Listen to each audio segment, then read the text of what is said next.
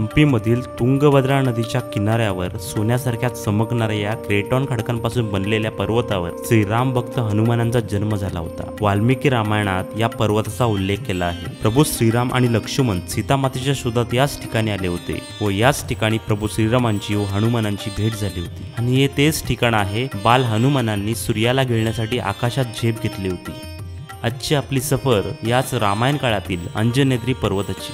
अंजनाद्री पर्वताकडे जाण्यासाठी हम्पीमधील विरूपाक्ष मंदिराजवळील तुंगभद्रा नदीच्या काठावरून या बोटीतून नदी पार करून पर्वताकडे आपण जाऊ शकतो किंवा बाय रोड सुद्धा तुम्ही जाऊ शकता। मी गेलो होतो तेव्हा नदीला पाणी खूप कमी होतं। मी चालतच नदीच्या या किनाऱ्यावर आलो। मित्रांनो, नदीच्या या बाजूला आल्यानंतर मी स्कूटी घेतली, स्कूटी रेंट केली, कारण इकडं जायला आपल्याला 7 किलोमीटर 8 किलोमीटर असं जावं लागतं, जास्त वेळ जाऊ नये म्हणून फिरण्यासाठी मी स्कूटी घेतली आहे। या मित्राकडून घेतली। तो क्या नाम आहे भाई? मंजू। मंजू कॉन्टॅक्ट नंबर सुद्धा देतो। इकडे जर तुम्ही कधी आले तर बाईकसाठी रेंट करण्यासाठी तुम्ही कॉल नक्कीच करू शकता। तर ही आपली स्कूटी आहे।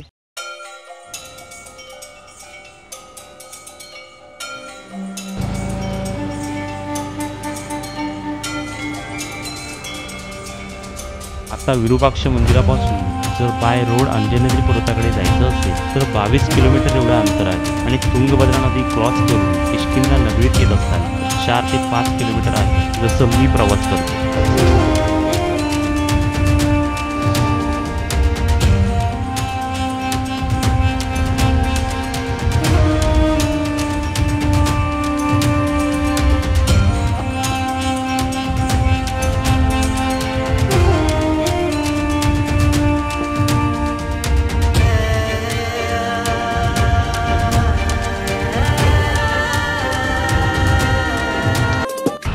पायी फिरायचा अजिबात विचार करू नका, कारण खूप लांब लांब ठिकाण आहेत इकडची। एक तर ग्रुप असेल तर रिक्षा तरी घ्या, नाहीतर मग सिंगल किंवा 2 जण असाल ना तर बाईक घ्या। मित्रांनो, नदी क्रॉस करून आल्यानंतर तुम्ही बघितलं जसं मी स्कूटी रेंटवर घेतली आणि तिकडनं राईट मारल्यानंतर इकडे 2 किलोमीटरवर हनुमान मंदिर आहे। त्यानंतर अजून 2-3 मंदिरं आहेत ती पाहूया आपण, आणि सुग्रीव केव्ज वगैरे ते सुद्धा तिकडेच आहेत। चानापूर लेक सुद्धा तिकडेच आहे। किष्किंधा नगरी या नगरीला म्हणतो आणि त्या नगरीमध्ये अंजनेत्री पर्वत आहे। तर इतर मंदिराप्रमाणेच इथे सुद्धा दुकानं आहेत आजूबाजूला।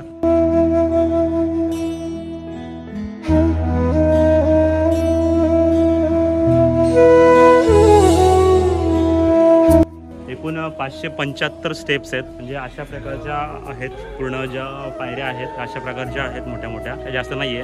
न थांबता जर आपण चालत गेलो तर आपल्याला वरती जायला अर्धा तास लागतो आणि आपल्याला माता वरती जायचंय, वर अंजनेत्री पर्वतावर। तिथे आपल्या मारुतीरायाचा जन्म झाला होता।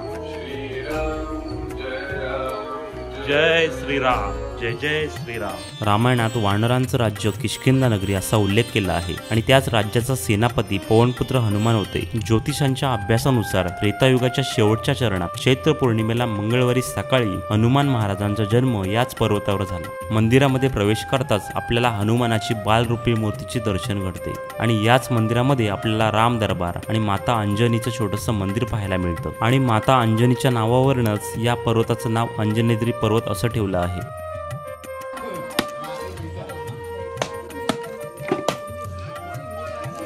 या पर्वतावरून आपल्याला सुंदर किष्किंधा नगरीचं विहंगम दृश्य पाहता येतं। पौराणिक कथेनुसार याच पर्वतावरनं बाल हनुमानांनी उगवत्या सूर्याला फळ समजून त्याला खाण्यासाठी झेप घेतली होती। याच किष्किंधा नगरीतील सुंदर पर्वतांवर हनुमान महाराजांचं बालपण गेलं होतं। चला आता निघूया आपण। अंजनेत्री पर्वताचं आपलं झालेलं आहे दर्शन। आता निघूया पुढच्या प्रवासाला। थंडगार उसाचा रस पिऊया, कारण खूप उष्णता इकडे। ज्यूस आणि पाणी पिऊनच आपलं पोट भरतं। मित्रांनो, काय सुंदर एरिया आहे इकडचा। खरंच मला त्या काळात गेल्यासारखं वाटतंय। त्या आल्यानंतर आहे ना जुन्या काळात आल्यासारखं वाटतंय। इकडे दिसतंय आपल्याला हनुमान महाराजांचं जन्मस्थान अंजनेत्री पर्वत, आणि बघू शकता मित्रांनो इथे 12ही महिने शेती केली जाते।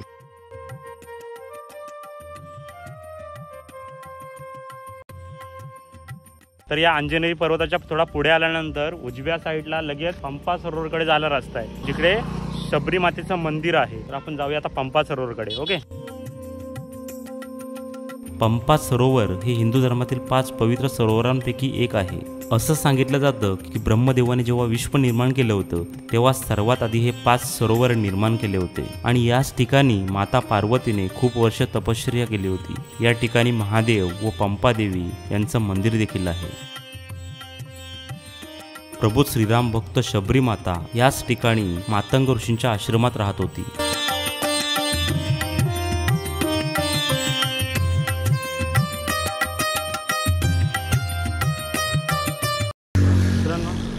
आपण आता चाललो आहे कवी रंगनाथ मंदिर। नक्की मंदिर कसलं आहे ते बघूया आपण। कवी रंगनाथ मंदिर जायला रस्ता आहे।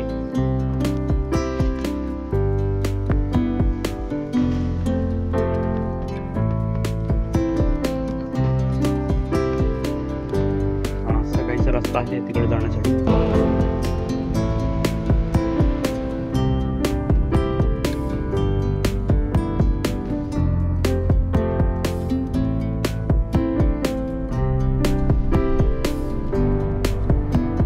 कार्विंग्स केले गेले दगडामध्ये। त्या बाजूला आहे गुफा, तिथे कोणच नाहीये, मी एकटा आहे। गुफा आहे, आतमध्ये जाण्यासाठी भीती वाटते का कोणच नाही इकडे, फक्त मी एकटा आहे। काहीच माहिती, जाऊन येऊ आतमध्ये जाऊया। कुठपर्यंत गुफा आहे बघूया। अरे बापरे, खूप आहे, बंद केले असं वाटतं।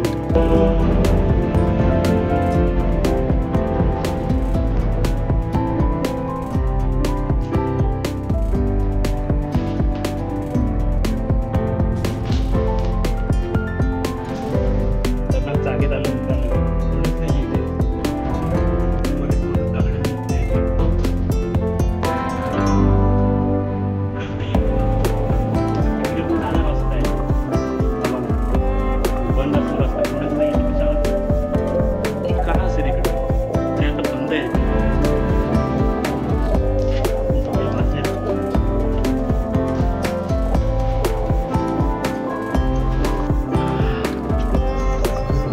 खतरनाक होत आहे, खतरनाक।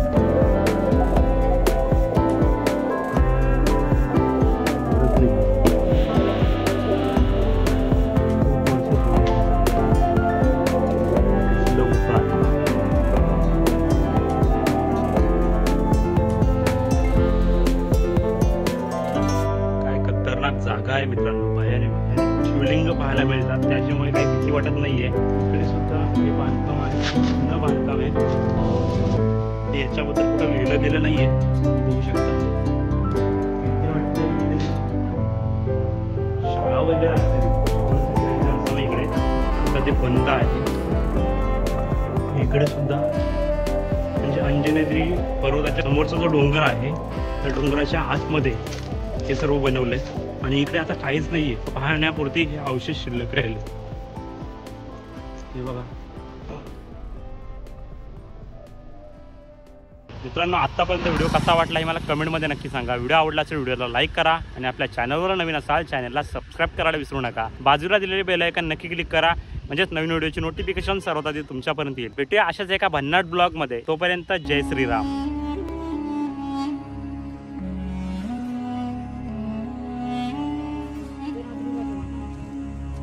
मित्रांनो, हेच ते ठिकाण। याच ठिकाणी येण्यासाठी याआधी तुम्ही कोणत्याच व्हिडिओमध्ये पाहिलं नसेल ते ठिकाण तुम्हाला मी आज दाखवणार आहे। चला,